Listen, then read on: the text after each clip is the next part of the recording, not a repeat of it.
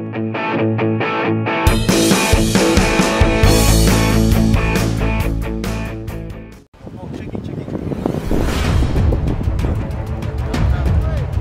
Timnas Indonesia, Shin Tae-yong, telah menyiapkan 26 nama pemain yang akan dibawa untuk menghadapi dua laga penting di kualifikasi Piala Dunia 2026. Pada 10 Oktober mendatang, Timnas Indonesia akan bertandang ke Bahrain, dan 5 hari kemudian bertemu Cina di Qingdao.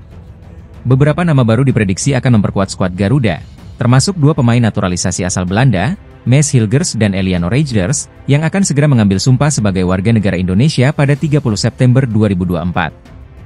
Selain tambahan pemain baru, Timnas Indonesia juga diperkirakan akan kehilangan beberapa pemain karena cedera. Namun, menurut Kepala BTN, Sumarji, cedera tersebut tidak akan menghalangi mereka untuk bergabung. Para pemain andalan seperti Martin Paes, Marcelino Ferdinand, Witan Sulaiman, serta beberapa pemain keturunan lainnya masih akan menjadi tulang punggung Timnas dalam dua laga ini. Federasi Sepak Bola Australia resmi menunjuk Tony Popovic sebagai pelatih baru The Socceroos. Popovic menggantikan Graham Arnold, yang mundur setelah hasil imbang melawan Timnas Indonesia di kualifikasi Piala Dunia 2026 zona Asia. Penunjukan ini dikonfirmasi langsung oleh laman resmi Socceroos pada Senin, 23 September 2024. Popovic, yang sebelumnya mengantarkan Western Sydney Wanderers juara Liga Champions Asia 2014, memiliki prestasi yang setara dengan Shin Tae-yong, pelatih Timnas Indonesia yang juga sukses di ajang yang sama pada 2009 hingga 2010. Popovic menyatakan rasa syukurnya atas kesempatan ini dan siap membawa Timnas Australia terus berkembang di level internasional. Dalam pernyataannya, ia memahami betul tanggung jawab besar yang datang dengan posisi tersebut. Saya yakin dengan bakat yang kami miliki, kami bisa membuat Australia bangga di panggung internasional. Popovic kini mempersiapkan Timnas Australia untuk melanjutkan perjuangan di putaran ketiga kualifikasi Piala Dunia 2026. Kita nantikan bagaimana Popovic membawa Socceroos menuju kesuksesan berikutnya. Timnas Indonesia harus siap mental menghadapi tantangan baru saat bertandang ke Bahrain dalam laga ketiga Grup C kualifikasi Piala Dunia 2026 zona Asia. Ancaman kali ini bukan hanya dari lawan di lapangan, tetapi juga dari teror sinar laser yang bisa mengganggu fokus para pemain. Ketua Badan Tim Nasional, Sumarji, menyoroti ancaman ini dan menyebut tim pelatih sudah mempersiapkan langkah-langkah antisipasi. Menurutnya, teror sinar laser pernah terjadi saat Bahrain menjamu Jepang, dan kini dikhawatirkan bakal terulang saat Timnas Indonesia bermain di Bahrain National Stadium. Sumarji menyatakan pentingnya memperkuat mental para pemain untuk menghadapi situasi tidak sportif ini. Bahkan, Kedutaan Besar Indonesia di Bahrain sudah berkoordinasi dengan Federasi Sepak Bola Bahrain untuk mencegah terjadinya insiden serupa. Namun, jika teror sinar laser tetap terjadi, para pemain diingatkan untuk tetap fokus dan tidak panik. Laga melawan Bahrain pada 10 Oktober 2024 akan menjadi ujian berat bagi skuad Garuda, yang saat ini berada di posisi keempat klasemen Grup C. Mereka akan berusaha meraih kemenangan demi menjaga peluang lolos ke putaran final Piala Dunia 2026. Kabar terbaru dari Federasi Sepak Bola Dunia, FIFA. FIFA baru saja merevisi pencetak gol Timnas Indonesia dalam pertandingan melawan Arab Saudi di kualifikasi Piala Dunia 2026 zona Asia. Sebelumnya, gol Timnas Indonesia yang membawa hasil imbang 1-1 melawan Arab Saudi pada 6 September 2024, awalnya dinyatakan milik Ragnar Oratmangoen. Namun, FIFA telah menggantinya menjadi Sandy Walsh. Gol ini berawal dari aksi individu Ragnar di menit ke-19, sebelum bola mengenai tubuh Sandy dan masuk ke gawang Arab Saudi. Meski sempat menimbulkan perdebatan, baik Ragnar maupun Sandy tidak mempermasalahkan hal ini. Mereka berdua merayakan gol tersebut bersama-sama demi kepentingan Timnas Indonesia. Dengan hasil imbang ini, Indonesia kini mengoleksi 2 poin dan berada di peringkat keempat Grup C. Timnas Garuda akan bersiap menghadapi laga berikutnya melawan Bahrain pada 10 Oktober 2024 dan Cina pada 15 Oktober 2024. FIFA baru-baru ini mengungkapkan penurunan peringkat Australia usai ditahan imbang oleh Timnas Indonesia di putaran ketiga kualifikasi Piala Dunia 2026 zona Asia. Pada laga yang berlangsung September ini, skuad Garuda sukses menahan Australia dengan skor 0-0, setelah sebelumnya menahan imbang Arab Saudi 1-1. Hasil positif ini membawa Timnas Indonesia naik 4 peringkat di ranking FIFA, menduduki posisi ke-129 dunia. Sementara itu, Australia mengalami nasib buruk, kehilangan hampir 27 poin FIFA akibat hasil imbang melawan Indonesia dan kekalahan 0-1 dari Bahrain.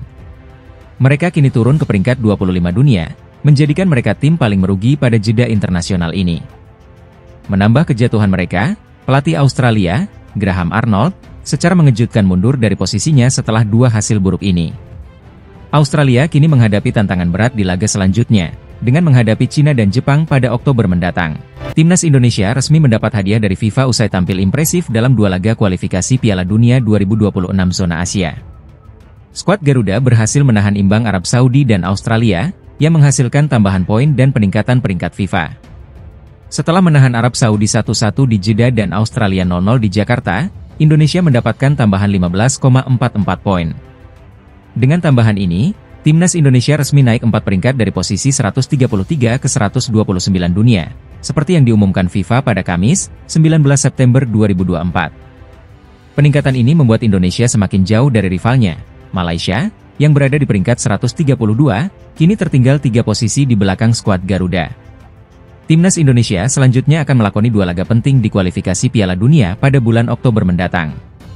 Skuad Garuda dijadwalkan menghadapi Bahrain pada 10 Oktober dan Cina pada 15 Oktober, dengan harapan bisa meraih poin lebih banyak lagi. Timnas Cina, yang dilatih oleh Branko Ivankovic, menghadapi tantangan berat jelang laga melawan Timnas Indonesia di kualifikasi Piala Dunia 2026 zona Asia.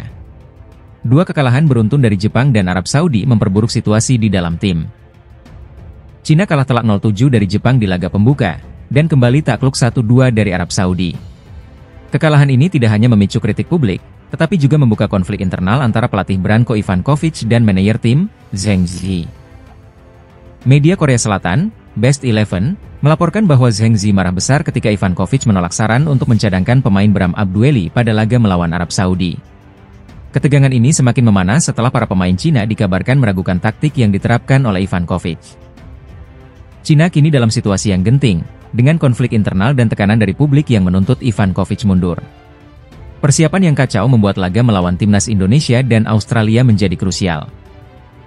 Kekalahan dalam pertandingan berikutnya, termasuk melawan Timnas Indonesia, bisa menjadi akhir dari karir Ivankovic sebagai pelatih Cina.